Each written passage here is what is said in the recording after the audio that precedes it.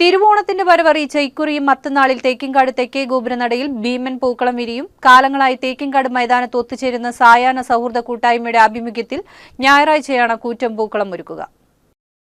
60 അടി വ്യാസത്തിൽ 1500 കിലോ പൂക്കൾ കൊണ്ടാണ് വർണ്ണശബളമായ കളം തീർക്കുക. വെള്ളിയാഴ്ച അത്തപ്പൂക്കളത്തിന്റെ സ്കെച്ച് ഒരുക്കും. ശനിയാഴ്ച പകൽ പൂക്കൾ മുറിക്കുന്ന പണികൾ ആരംഭിക്കും. ഞായറാഴ്ച പുലർച്ചെ 3-ന് കളത്തിൽ പൂക്കൾ എമ്മിട്ട് തുടങ്ങും. ഞായർ രാവിലെ 10-ന് Cochin Devaswom board president K രവീന്ദ്രനും മേയർ ഡോക്ടർ നിജി ജിസ്റ്റിനും ചേർന്ന് പൂക്കളം സമർപ്പിക്കും.